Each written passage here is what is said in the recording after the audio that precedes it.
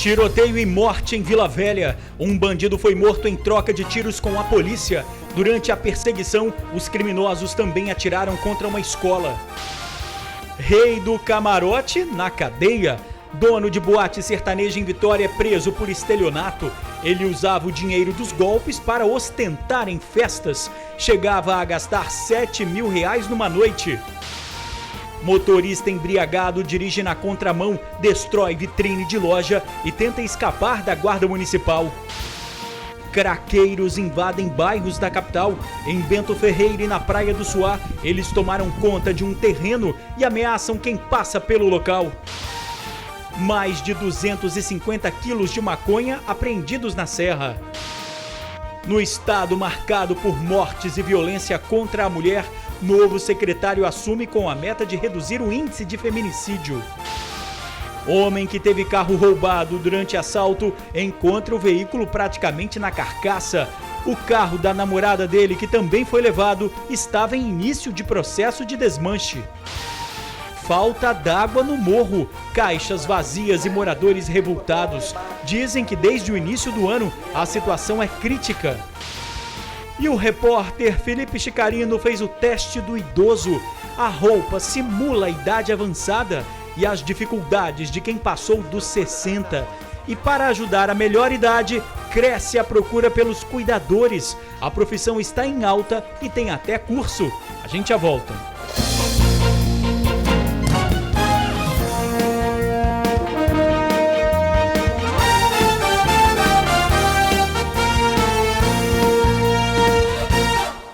Olá, boa noite. Bandido é morto durante troca de tiros com a polícia.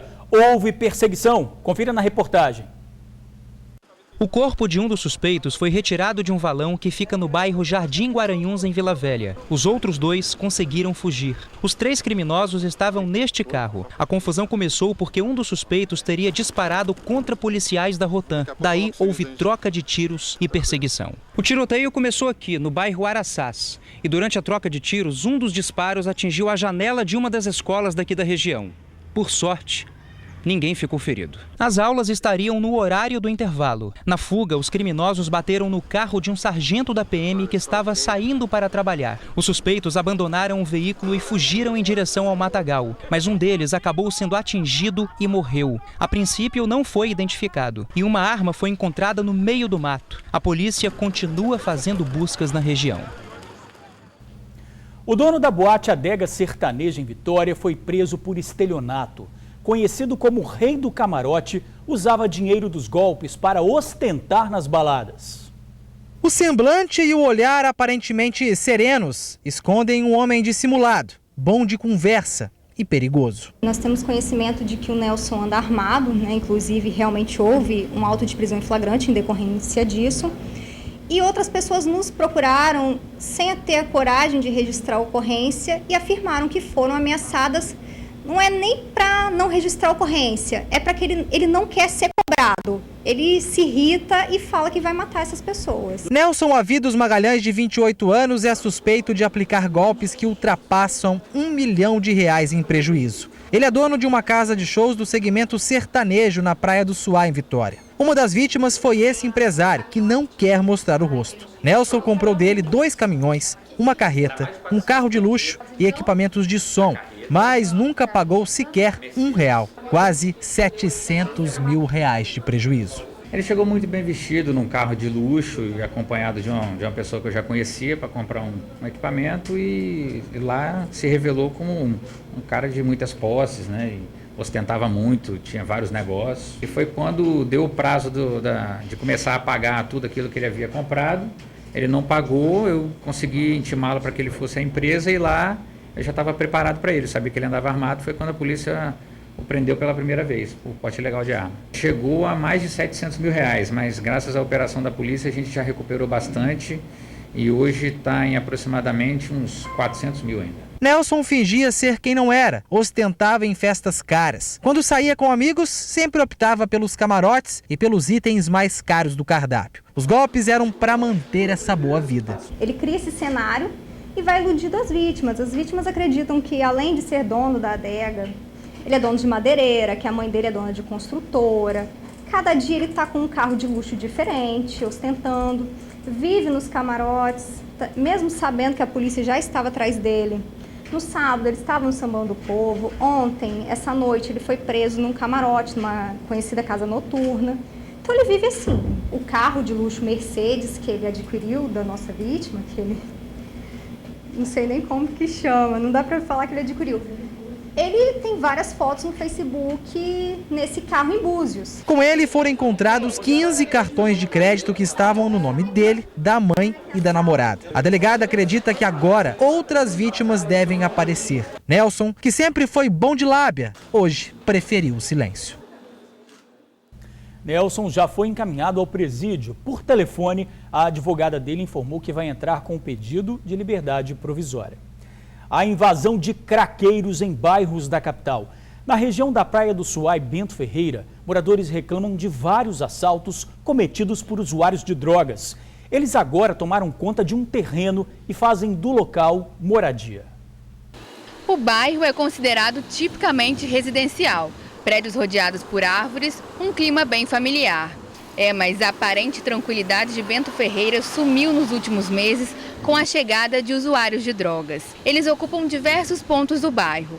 Pode ser em terrenos desocupados ou atrás de muros, como mostra o vídeo feito por um morador. Onde era a antiga adega sertaneja, na rua Carlos Alves, ali onde era Largo das Compras, na rua Misael Pedreira, na Praia de Suá. Enfim, eu acho que mais uns 2 ou 3 lugares que tenho frequentado. Andar pelas ruas do bairro tem se tornado um perigo.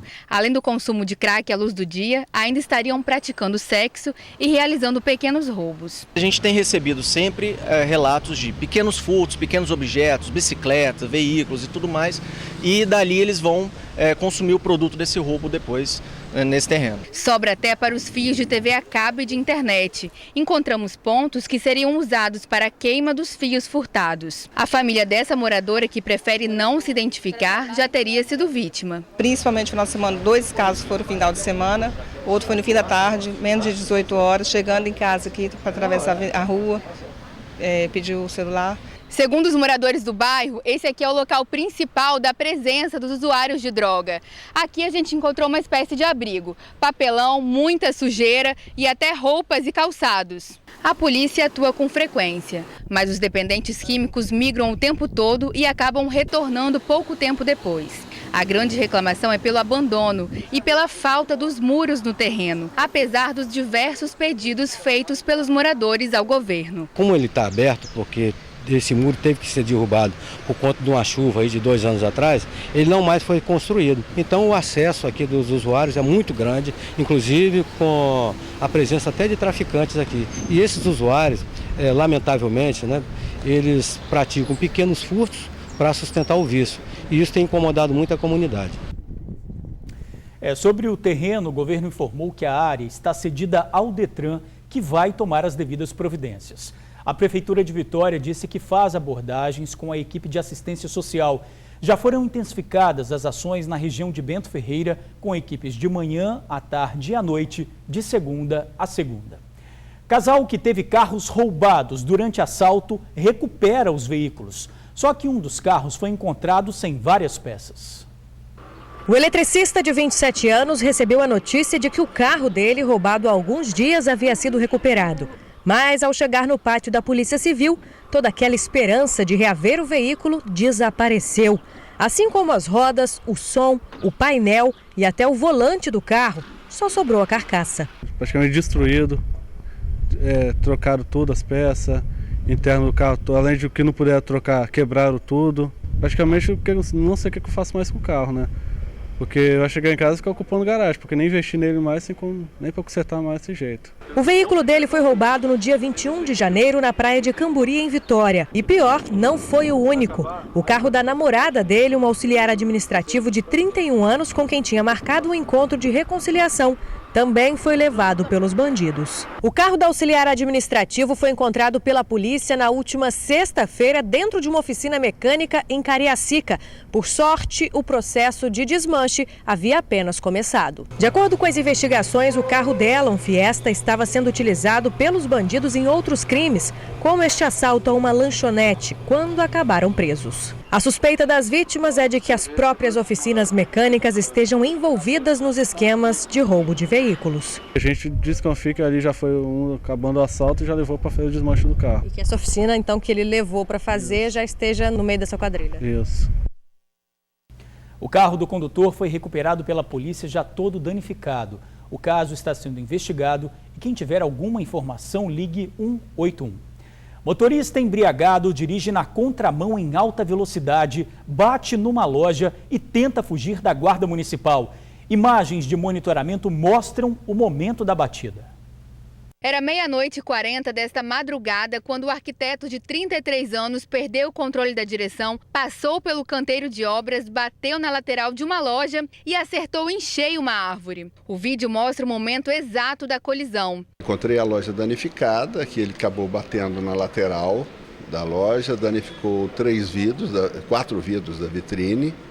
E também houve um dano também interno na loja, com uma queda das cortinas e queda de alguns objetos que estavam expostos na vitrine.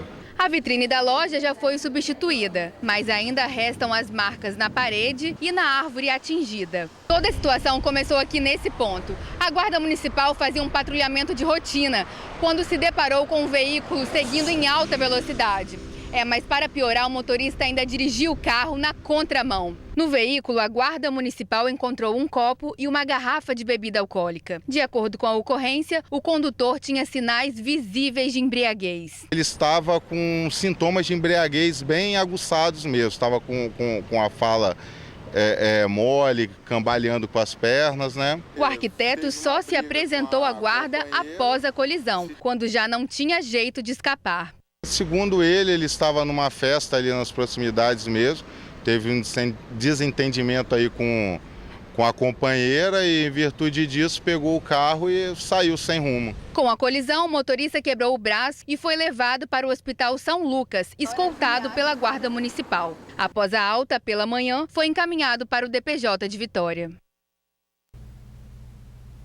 O motorista foi autuado pelos crimes de embriaguez ao volante e desobediência. Pagou fiança de R$ 1.300 e vai responder em liberdade. Polícia apreende mais de 250 quilos de maconha na Serra.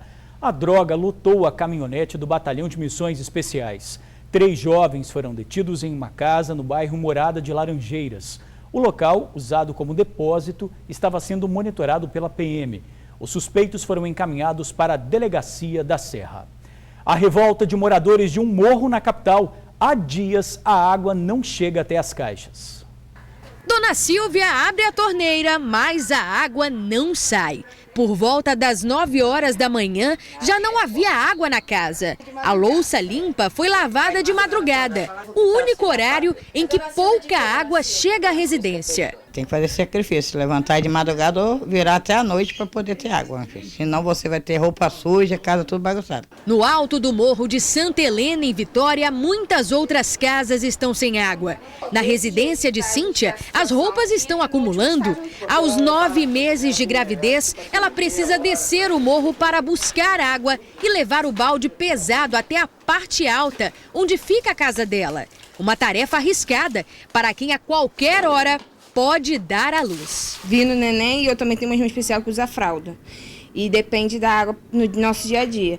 Então a gente está vivendo assim, do lado de baixo, carrega água, sobe, desce, volta, desce. A mesma situação acontece aqui na casa do Fábio. A caixa d'água, ó, completamente vazia há 8 dias, não é mesmo, Fábio? Isso mesmo, há 8 dias que nessa caixa que não se vê água. Tanta água ao redor do morro, só serve para ser observada. A água não chega nas casas, a providência também não. Mas a conta, essa chega todo mês. A Cesan informou aos moradores que a bomba não tem força suficiente para enviar água para a parte alta do morro. Beleza, problema explicado. Mas e a solução? Qual é, Cesan? Ajuda nós aí. Pois é, a Cesan informou que a situação está sendo acompanhada pelos técnicos da empresa para normalizar o abastecimento. Enquanto várias profissões vão perdendo postos de trabalho por causa da crise, Uma delas vem chamando a atenção porque o número de vagas é cada vez maior. Mas é preciso muito mais do que vontade de trabalhar. Veja na reportagem de Felipe Chicarino.